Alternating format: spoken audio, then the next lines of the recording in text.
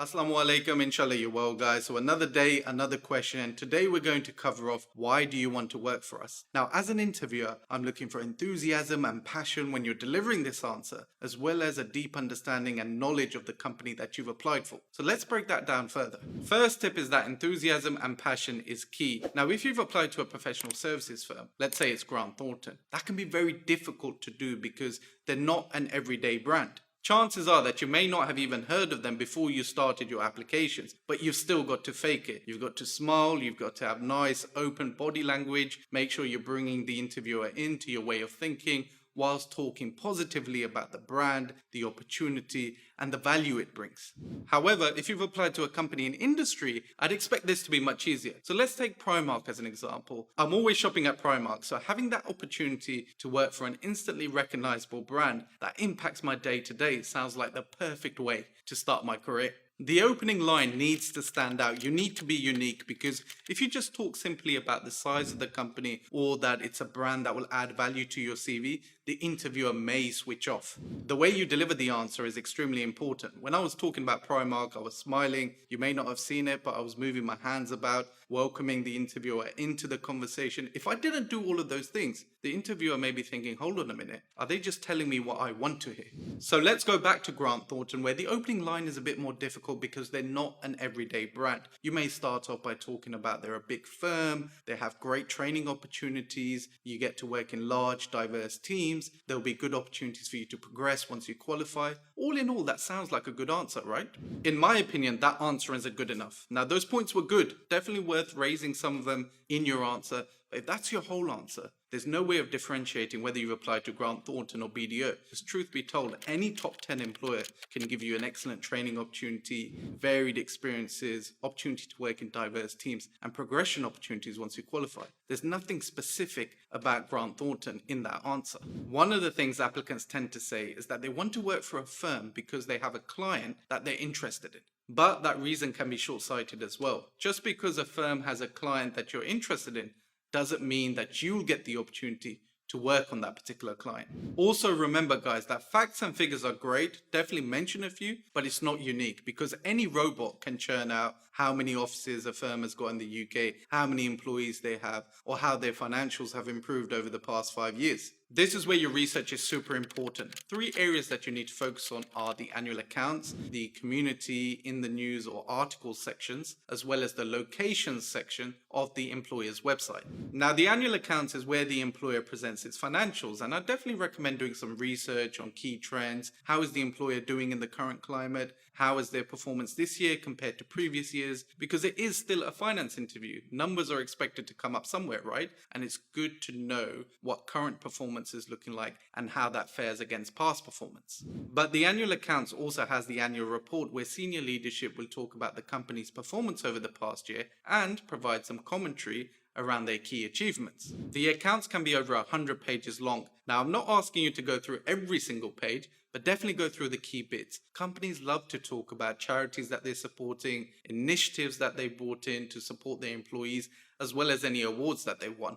This bit is key because it will help identify facts which will differentiate the employer from others. It's the same story in the news, community, or articles section of the employer's website, and it's actually probably better to visit that area first because it will all be summarized nicely in one location for you. But definitely still check out the annual accounts, because there may be additional information there which isn't present on the website. Then make sure you go to the location section of the website, because this is where you tend to find information on senior leadership who work in the office that you've applied to. I definitely recommend doing this if you're from an underrepresented group such as women, people with disabilities, or from a black and ethnic minority background. Why do I recommend you do this? Because representation at the top is extremely important. If you see people like yourself in senior leadership positions, that's going to motivate you. That's going to make you think, if I stay here for the long term, I can make it to the top as well.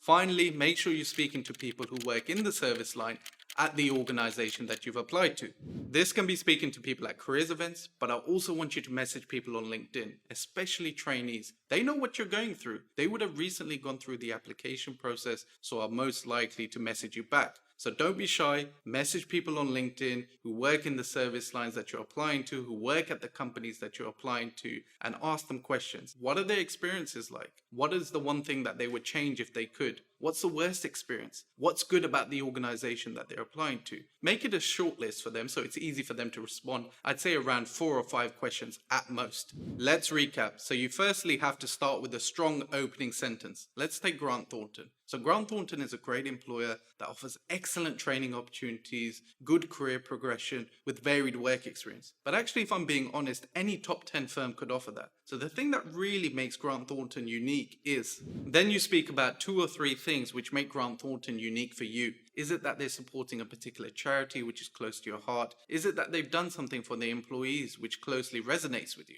Is it that there's senior leadership in the office that you've applied to who could be potential role models for you? Then you talk a bit about how you've spoken to people on LinkedIn, how they've spoken very positively about their experiences of working with Grant Thornton, which appeals to you. And then you can close with some facts and figures. Remember, facts and figures are absolutely fine. You just don't want to focus your answer on those. Now, you may have guessed it, but I've already answered this question. So let's review that answer. So John, in terms of great training, the ability to work in large teams and working on diverse clients, I'll be honest with you, you could probably get that at any Big Four firm. But what initially attracted to me about PwC was the client base that I mentioned. But I think that was a bit naive, because obviously PwC have so many clients that it's not guaranteed that I would get to work on those clients, especially because they span a range of various sectors. So, I may end up in the natural resources sector, for example. So I'll put that reason to the side. But one of the things I'm very, very big on is diversity and inclusion, right? And that's been a big part of corporate culture for a number of years, but really exploded this year because, as you'll be aware, of the Black Lives Matter movement. And what I found was a lot of companies were talking about this, but they weren't really doing much. Organizations were putting up that black photo on Instagram showing we stand with the movement, but that's not really tangible, right? It's easy to talk about something, but much harder to take action. But what really, made me happy about PwC was I did some research and I found out that Kevin Ellis actually held a webcast with the entire PwC UK workforce, which was great. And he didn't only just talk about diversity and inclusion at PwC, but he also agreed to some tangible actions, such as the mandatory training on unconscious bias for all employees. And that really appealed to me. It was really positive to read about. And linked to that, I'm a firm believer of you can't be what you can't see.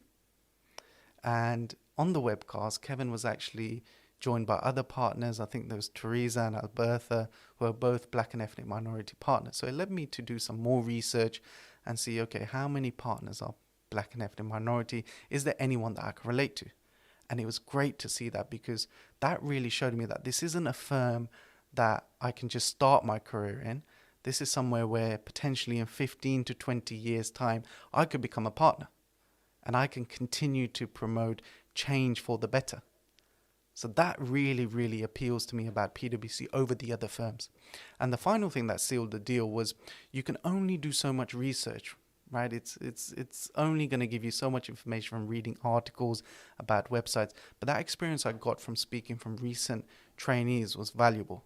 And when I was speaking to the history graduate I mentioned who works at PwC, he had very positive things to say.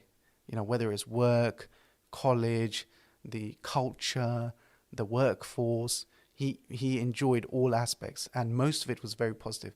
And that really sealed the deal for me. That was definitely a long answer. It was coming up to 3 minutes, so I definitely don't recommend that. If I was to do it again, I'd shorten it. I'd try keep it to around 2 minutes. On the other hand, I spoke quite passionately, especially about diversity and inclusion and why that was important to me. So maybe an interviewer wouldn't have cared too much that my answer was that long, but there is a balance to be had. If I compare everything together, I probably still would have shortened that answer. Try keep it to around 2 minutes. The final point I wanted to make clear is that in this question, it's very difficult to make a point, or you shouldn't be making a point without elaborating further. So as an example, I could have said, Grant Thornton values diversity and inclusion, which is extremely important to me, and moved on. But as an interviewer, I would have said, is it really that important to you? Because you just covered it off in less than 5 seconds without explaining it further. Make sure you keep that in the back of your head. Inshallah, I'll leave it there, guys. As always, any questions or queries, please feel free to comment below or message me on Instagram.